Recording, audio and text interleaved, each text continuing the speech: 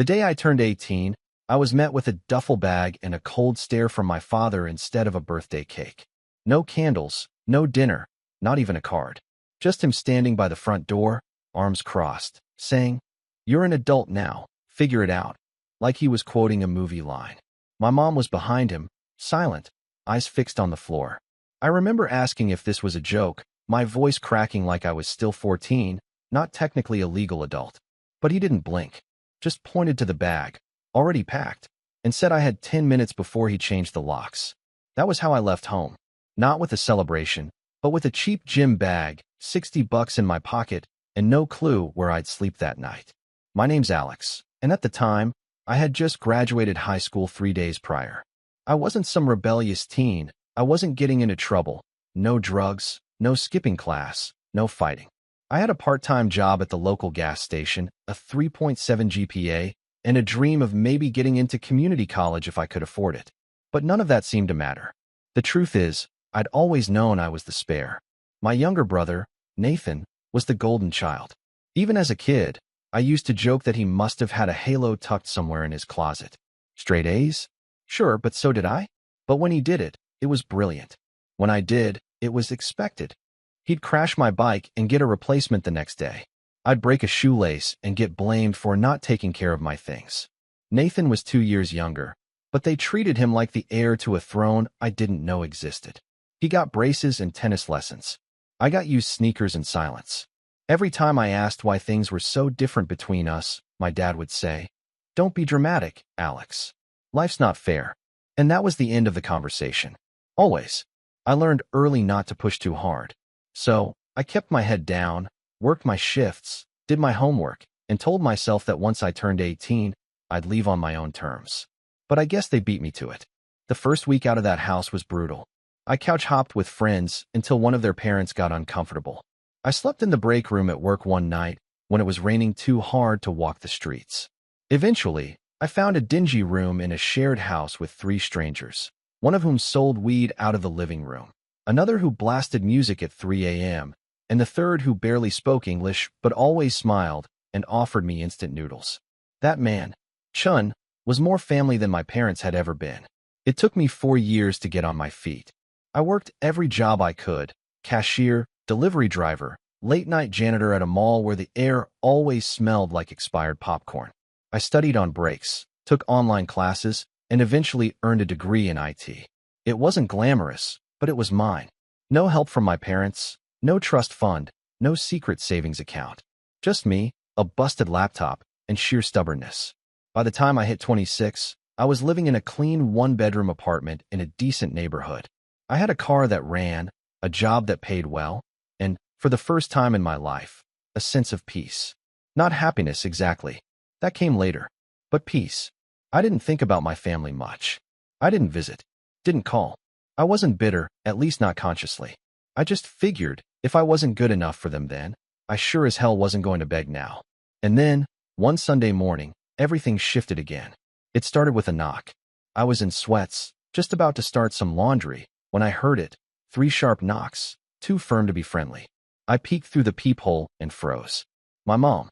Behind her, slightly out of view, was my dad, arms crossed in that same posture I remembered from the day they kicked me out. My first thought wasn't, why are they here? It was, how do they even know where I live? I opened the door, but didn't step aside. "Alex," my mom started, all breathy and wide-eyed like this was some long-lost reunion. "You look grown." "I am grown," I replied flatly. "What do you want?" My dad cut in, "No small talk. We need to talk. Can we come in?" I stared at them for a long second. I didn't say yes. I just stepped aside. They sat on my couch like it was theirs. My mom looked around like she was inspecting the place for dust. My dad remained standing, hands on his hips. The silence was thick. "We've had a rough few years," my mom finally said, clasping her hands in her lap. "And your brother? Well, he's in a bit of a bind." I felt something cold twist in my stomach. Of course, this was about Nathan. "What kind of bind?" I asked, trying to keep my voice even. "He got laid off," she said gently, like I was supposed to feel sorry. "And his fiancée left him. Took the car. He's struggling." I waited. "We thought," my dad said, "that since you're doing well now, and since you have this place, maybe it's time to come together." As a family. I raised an eyebrow. Come together how? My mom glanced at my dad before answering. We think it would make sense for Nathan to move in here. Just temporarily. Until he gets back on his feet. There was a moment of stunned silence. I almost laughed. Almost. You're joking, I said. No, my dad replied firmly. You've got space. It's the least you can do. Family comes first. Those 3 words made something snap in me. Family comes first. The same family that tossed me out like garbage. The same family that let me go hungry while they remodeled Nathan's room into a study space after I left. Let me get this straight, I said slowly, trying not to raise my voice. You threw me out on my 18th birthday with no warning, no support, and now you're asking me to house Nathan? Because family comes first? My mom looked uncomfortable. We made mistakes. Mistakes. I interrupted. That wasn't a mistake. That was a choice.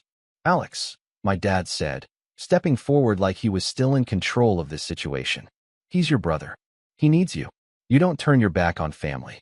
I stood up. You did. The room went quiet again.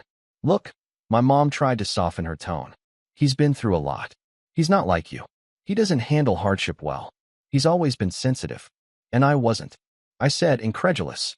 I just didn't have the luxury of falling apart. It was clear they weren't getting it. Or didn't want to. My dad kept pressing, tossing out reasons, guilt, comparisons. He even said something about how I'd built this life off the back of their tough love. I almost choked. That wasn't tough love. That was abandonment, plain and simple. They left that day without an answer. But I knew it wasn't over. I could feel it in my gut. They weren't going to let this go. Not with Nathan in the picture. And I had no idea just how far they were willing to go to get what they wanted. But I was no longer the scared 18-year-old they left behind. And this time, I had something to lose and something to protect. I didn't know it yet, but the storm was just beginning. They didn't call for a few days after that visit. I thought maybe, just maybe, they'd taken the hint and backed off. I even started to let it go, convincing myself that their ridiculous request was just a one-time shot at manipulation. But by the following weekend, I knew I'd underestimated them. It started with a voicemail from Nathan. I hadn't heard his voice in years, and I barely recognized it at first. He sounded tired, scratchy, and oddly rehearsed, like he was trying to sound pitiful on purpose. Hey, Alex. Mom and Dad told me they came to see you. I know it's a lot to ask, man, but I'm kinda out of options right now. I lost my job and my place, and I've been crashing at a friend's, but it's not working out. I could use your help. Just until I get back on my feet. Please call me. I didn't call him back. That wasn't me being cold-hearted. That was self-preservation. I knew how this would go. Nathan had always been able to coast on his charm. He had this disarming way of acting helpless, like he was a puppy who'd wandered into traffic. And people, especially our parents, would rush to save him. But not me. Not this time. I had scars they never even noticed, and I wasn't going to pretend they didn't exist just because Nathan was finally dealing with the consequences of his own life choices. Still, that voicemail started gnawing at me. Not guilt, more like dread. Because if Nathan was reaching out, that meant my parents had activated the next phase of their plan. And I wasn't wrong. 3 days later, I came home from work and found my dad's car parked outside my apartment building. My stomach sank. He was standing by the door, arms crossed. Same posture, same scowl. When I approached, he didn't move. Just said, "We need to talk." I didn't bother inviting him in. "We've been patient," he said, like I was a rebellious child refusing to eat my vegetables. "But you're being selfish." I laughed. I actually laughed. Selfish? You think I'm being selfish? You've got a stable life now. Nathan doesn't. You don't think your brother deserves a chance to? What he deserves, I said, has nothing to do with me. He stepped closer. You're part of this family whether you like it or not. No, I replied, staring him down. You made sure I wasn't. He didn't like that. His jaw tightened, and I saw a flash of anger in his eyes, not rage, but something worse. Entitlement. Like he believed, deep down, that everything I had was somehow his to bargain with. He didn't yell. He just said, "You'll regret this," and walked off. 2 days after that, I started getting unexpected texts from extended family.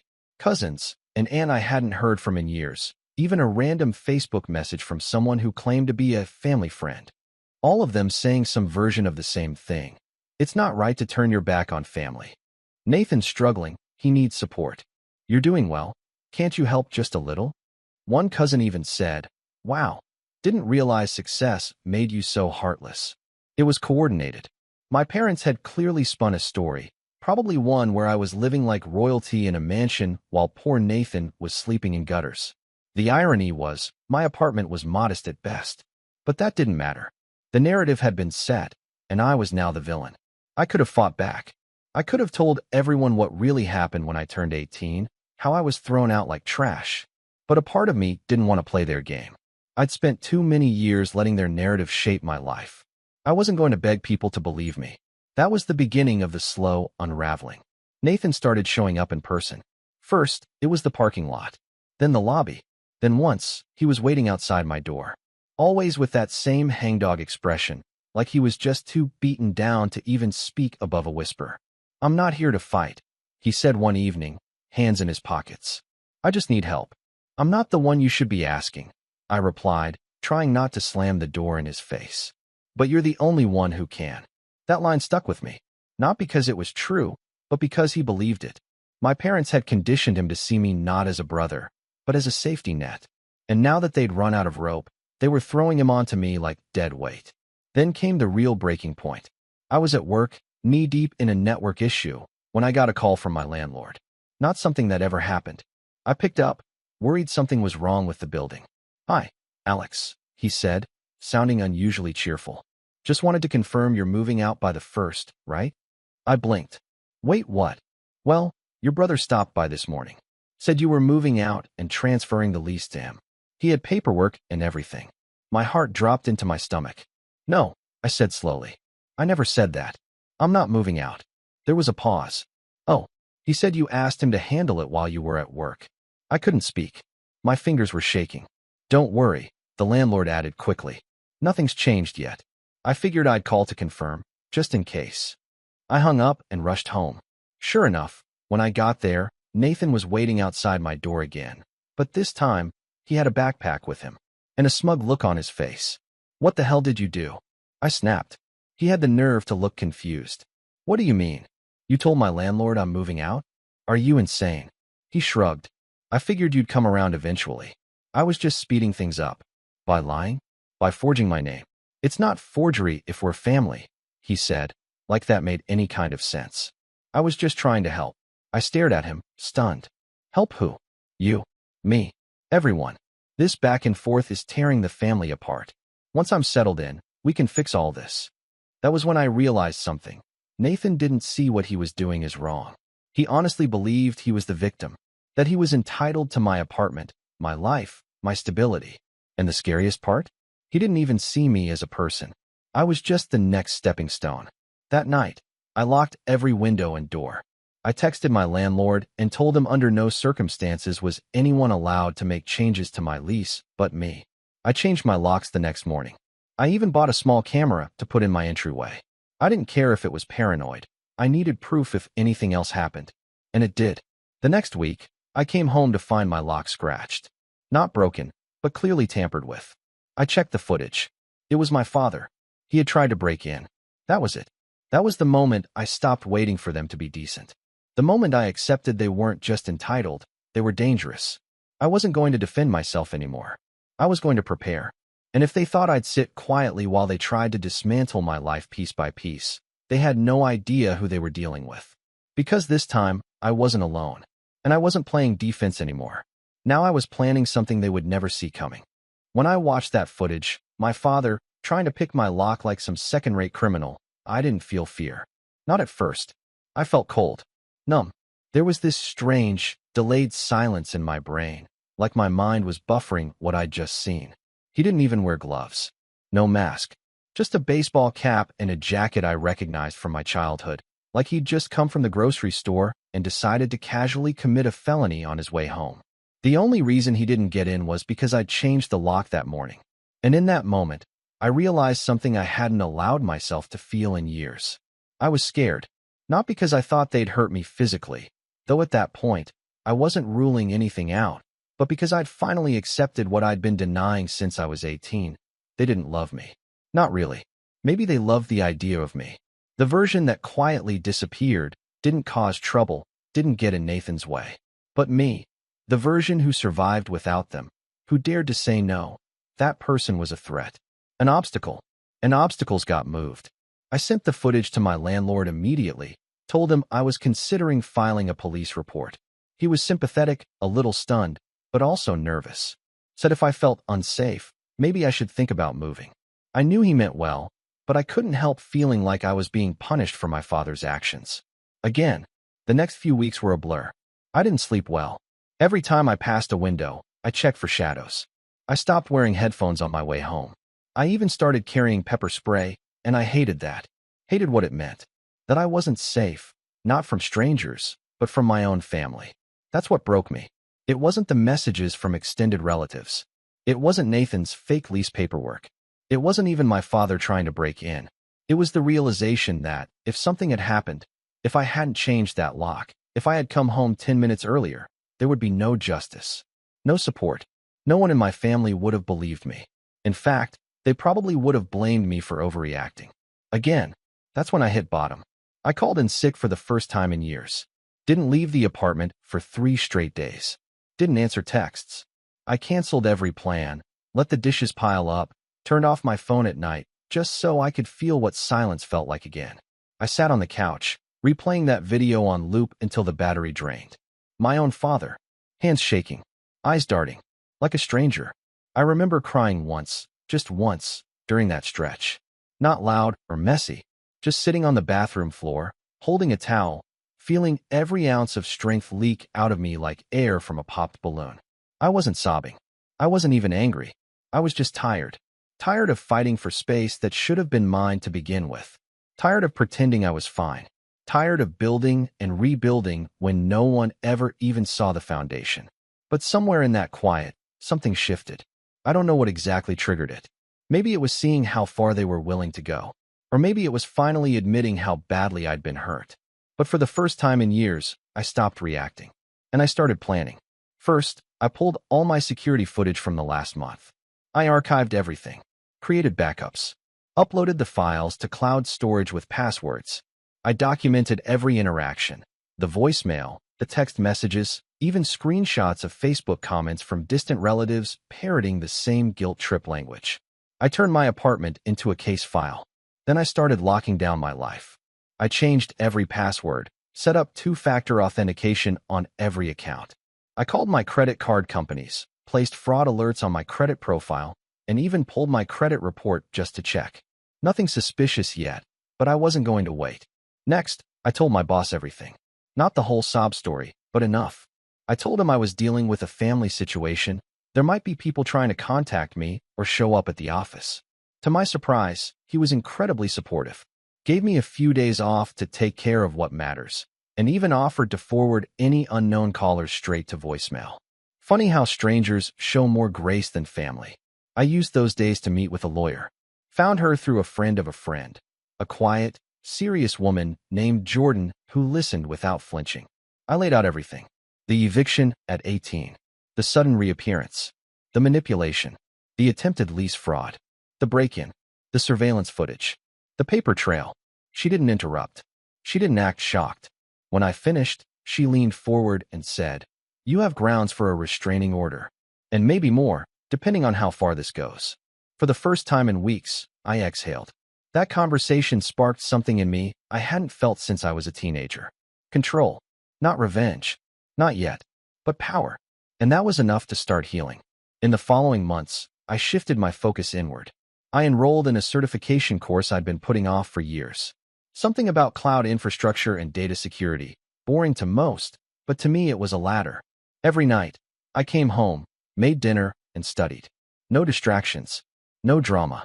Just progress. I started seeing a therapist, too. Just once a week at first. Then twice. Her name was Elena, and she didn't coddle me. She called out my avoidance. She gently pointed out my patterns. She helped me realize I wasn't broken.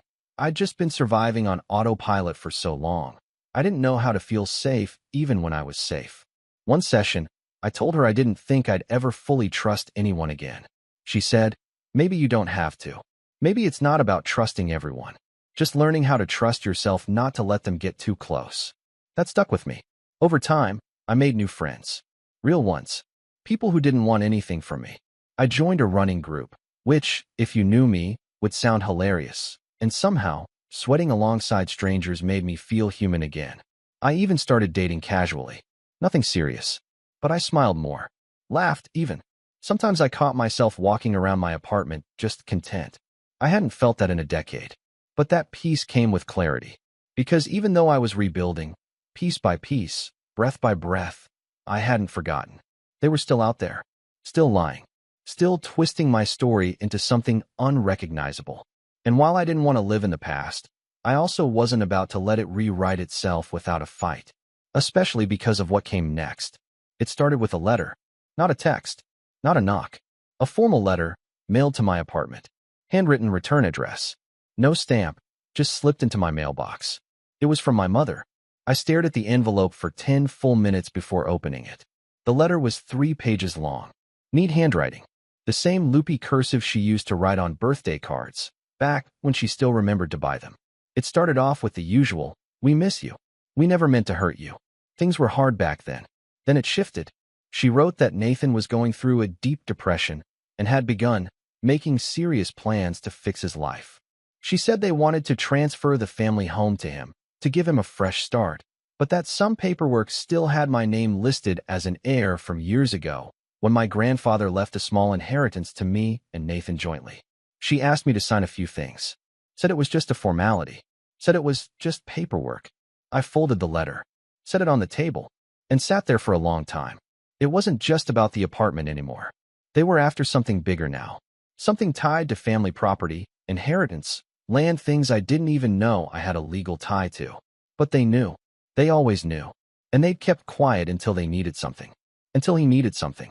That night, I didn't cry. I didn't shake. I didn't feel broken.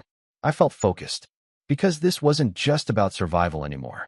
This was about setting the record straight, legally, financially, and emotionally. And for the first time in my life, I was going to write my own ending. But first, I had to gather every piece of the puzzle they thought I'd forgotten. And once it was all in place, they'd finally understand what it felt like to be on the outside looking in. By the time I finished reading my mother's letter for the 3rd time, I wasn't just suspicious, I was certain. They were trying to erase me. Not metaphorically, legally, quietly, permanently. The wording wasn't angry or threatening. That's what made it worse.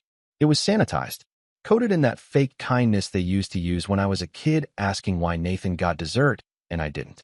It's not about fairness, sweetie. It's about what's best for everyone. Only this time, it wasn't about dessert. It was about the family home, a house I hadn't thought about in years. I don't know if you've ever had to dig through the legal graveyard of your own childhood, but it's a strange experience. I started by emailing Jordan, my lawyer, and sent her the letter. Her reply came within the hour. If they're asking you to sign anything related to your grandfather's will, don't. Not yet. Let's pull the documents first and see what they're trying to override. That was the spark. She filed a request for the original estate documentation the next morning. While we waited, I started doing what I do best, documenting. I created a digital folder titled Operation Cleanup, because humor helped keep the fury from boiling over. I went through every piece of communication, texts, voicemails, letters, and created a timeline. I also started writing a personal statement, just to keep my thoughts in order. That process, it was unexpectedly cathartic. Writing everything down, I started noticing things I'd missed in the moment, like how each reaching out moment from my family had a purpose. Not connection, not reconciliation, just extraction. They only ever contacted me when they needed something. The groceries when I was 14 and Dad forgot his wallet? That turned into a "you owe us for raising you" argument by dinner. The time I gave Nathan my laptop when his broke in high school turned into him telling everyone I was so generous, while our parents acted like it was a birthday gift they gave him. Even now, after a decade of silence, they hadn't come back to apologize. They came back with a plan. Well, now I had one too. 2 days later, Jordan called. "I've got something," she said, her voice low, even though I was on speaker in my own apartment. "The inheritance. Yep, your grandfather left a joint trust, split 50-50 between you and Nathan. But here's the thing, the house your parents live in, it was never theirs to keep. It was bought under that trust, and your grandfather's instructions were explicit." "What kind of instructions?" I asked, heart hammering. "If the property is sold, proceeds must be split evenly. If it's kept, both heirs must consent to any transfer of title. They can't sign it over to Nathan without your permission. I sat in stunned silence. They'd been living there for over a decade. They must have known, or at least suspected, which meant this whole time, they were hoping I'd either never find out or be naive enough to sign it away without asking questions. Jordan continued, "If you want, we can put a formal block on any attempts to transfer ownership, but it might alert them that you know." "No," I said slowly. "Let them think I'm still considering it. I want them to get comfortable." She was quiet for a second. "Alex, are you planning something?" "I'm planning to make sure they never try this again." The setup took weeks. Step 1 was information. I requested property tax records, deed history, and every document tied to the trust. Jordan handled most of the legal side, but I wanted to understand it. The more I read, the angrier I got. They'd manipulated loopholes, skirted co-ownership clauses, and basically lived off my inheritance while pretending it was their God-given right. Even their renovation permits listed Nathan's name as future beneficiary. Step 2 was silence. I didn't respond to the letter. I didn't call. I didn't push back. And that drove them nuts. A week later, I got a follow-up note from my mom. Shorter, more emotional, filled with underlined words like family and unity and legacy. There was even a little line at the end that made me laugh out loud. "We hope you're not letting old wounds cloud your judgment." Cloud my judgment? They made me homeless on my birthday. But I stayed quiet. Let them believe I was still the hesitant, soft-spoken kid they booted at 18. Meanwhile, step 3 was already in motion: allies. I started by calling my cousin Rachel. We weren't close growing up. She lived across the state, but we'd always gotten along. She had messaged me months ago during the family guilt campaign, but she wasn't aggressive like the others. Just confused. Curious. She picked up on the second ring. "Alex. Hey, Ratch. Got a second?" That one conversation opened a floodgate. Turns out, Rachel had her own issues with my parents. And Nathan, especially Nathan.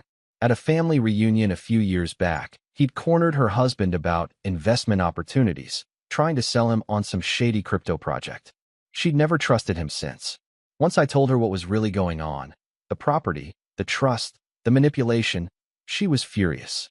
I knew something was off when Aunt Linda acted like they owned that house outright.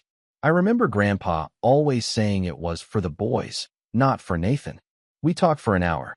Before hanging up, she said, "Whatever you're planning, I'm in."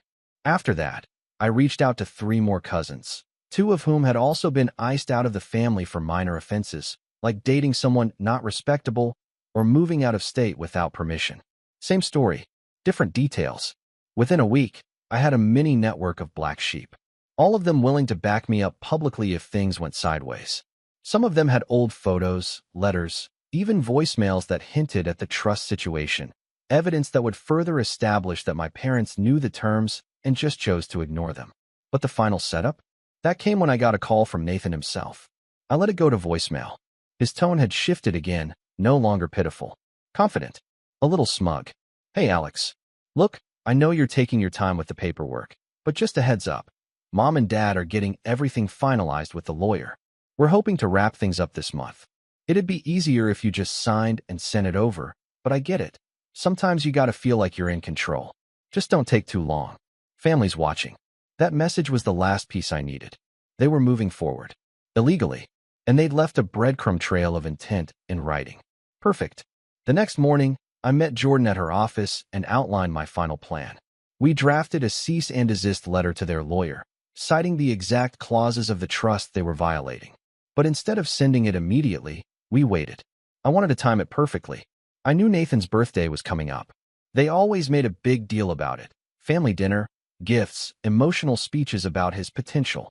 If they were going to make a formal announcement about the house, that'd be the night. Jordan agreed to be on standby with the letter and injunction paperwork, just in case. But I had one more card to play. A week before the birthday dinner, I made a quiet call to a local investigative journalist, someone who'd covered shady real estate deals before. I sent over the public trust documents, the family letter, and a redacted version of the voicemail.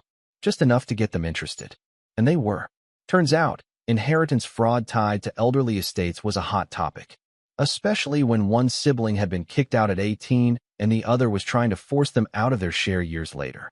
I didn't tell them everything. Just enough for now. Because the revenge wasn't complete yet. But the trap? It was set. And I was done playing nice. The night of Nathan's birthday dinner, I didn't sleep. Not from nerves, not from fear. From focus. Everything was ready. The documentation had been reviewed, the legal response drafted, and my phone was charged at 100%. I even set a reminder titled "Drop the Hammer" at exactly 7:30 p.m., just in time for the big family speech I knew my father would give. Jordan was standing by with the court injunction. The journalist had already emailed me twice asking if I had a comment to include in their final draft, which was set to go live that weekend. This wasn't revenge out of anger. That would have been easy. This was revenge born from survival. From 10 years of silence. Of being erased. It wasn't about punishing them. It was about reminding them that I exist. I dressed in a plain black button-up. Not to show up in person, but because I wanted to look put together when I FaceTimed Rachel. She was already at the birthday dinner, seated at the far end of the table like an outsider. She'd agreed to go on one condition, that she record everything. At 7:24, she texted, "He's starting." Then, at 7:28, "They're bringing out a giant cake." Dad just stood up with a glass. I opened my laptop, clicked into the shared drive folder I'd titled Inheritance Audit, and made sure everything was visible and time-stamped. Emails, voicemails, texts, copies of the trust, the letter from Mom, Nathan's smug voicemail, all of it. And then I waited. Rachel called me at 7:33. I answered immediately and saw her holding the camera low, under the table. The video was shaky, but I could see the room. A backyard lit by string lights. Nathan at the head of a long outdoor table, wearing a polo shirt and a fake grin. My parents standing on either side of him, beaming like politicians. My dad raised a glass. "To Nathan," he said, loud enough for the recording to catch everything. "Who's always been the rock of this family, and who's finally ready to take on the responsibility of being homeowner of the family house." There were polite claps. My mother wiped a fake tear. Rachel slowly tilted the camera up. I saw Nathan smile and lift his own glass. "I'm honored," he said. "It's been a long journey. And I just want to thank Mom and Dad for trusting me with this legacy. We've already started the paperwork, so it's official." I smiled and nodded to myself. It was time. I texted Jordan one word. "Now." Within 30 seconds, the cease and desist letter hit their lawyer's inbox with a high-importance flag. A copy also went to my parents' shared email. Another to the county recorder's office, to block any title transfers under the trust. But the final nail? That came from the journalist. I opened the article draft one last time. The headline read, "The Invisible Heir, Family Trust Dispute Reveals Ugly Battle Over Inheritance, Alleged Deception, and Legal Trickery." I clicked send on my statement. They erased me the day I turned 18. Now they'll never forget who I am. The article went live 5 minutes later. I knew they saw it within the hour, because by 8:45, my phone exploded. It started with Rachel's text. "Your mom just screamed. Your dad's on the phone yelling at someone. Nathan's face is white." Then Jordan emailed. "Just got word from the county. Title is frozen pending review. You're secure." Then silence. For 2 full days. No calls. No knocks. No guilt trip letters. Just silence. Until the fallout began. Monday morning, I got a call from Jordan. "They're pushing back," she said calmly. Nathan's lawyer responded, "But it's sloppy. They're claiming implied transfer rights, but the trust is airtight." This is exactly what we expected. What's our next step? We counter with evidence. Full documentation of your occupancy termination at 18. The inheritance clause. Their attempts to coerce and misrepresent your position. It's not just civil court territory anymore. We may be talking criminal fraud. That word, fraud, felt like justice. It wasn't just that they'd try to take the house. It was the fact that they'd planned it so carefully, assuming I wouldn't fight back. That I was still the weak one. The invisible one. But the truth was, they never bothered to check who I'd become. Over the next 2 weeks, the article picked up traction. Not viral, but enough to stir some attention in our small town. A few neighbors reached out, asking if I was okay. One even said, "Your dad always talked about how proud he was of his 2 sons. Didn't know they meant one." I didn't reply. Let the truth do the talking. Legally, the house was locked in a holding pattern. Any sale or title transfer was impossible without my signature. Their lawyers started backing off. Fast.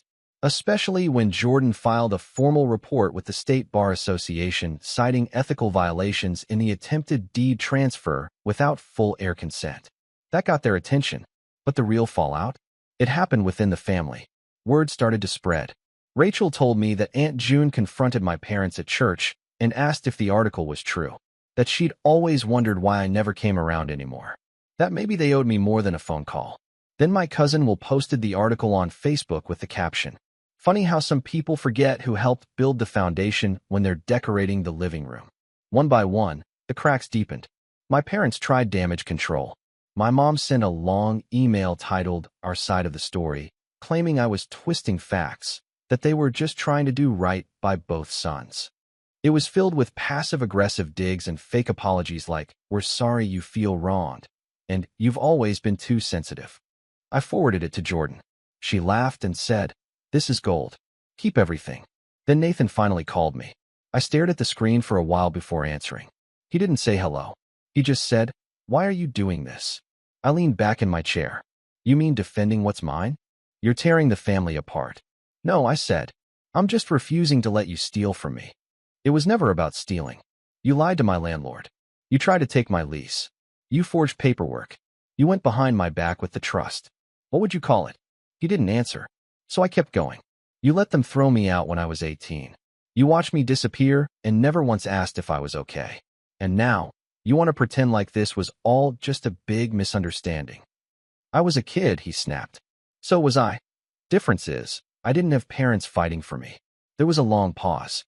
Then, quietly, he said, "They're going to lose the house." I didn't say anything. "Do you even care?" I thought about that. About how many nights I spent wondering why I wasn't enough. About the times I'd rehearsed family conversations in my head just to feel sane. About the empty birthdays. The lonely holidays. The silence that swallowed my 20s whole. "No," I said finally. "I care that they remember why." A month later, the final paperwork came through. The house was to be sold. Per the trust, I would receive half of the proceeds, over $180,000. My parents would need to vacate within 90 days. Jordan handled the logistics. I never saw them in court, but I did get one last envelope. No return address. Inside was a photo of the house, the backyard, the table where Nathan had made his little speech, and scribbled in black ink across the top were the words, "Hope you're happy." I pinned it to my fridge, not as a trophy, but as a reminder that silence doesn't mean weakness, that distance doesn't mean defeat, and that sometimes the best way to get the last word is to build a life where they don't get a say at all. And that's exactly what I did.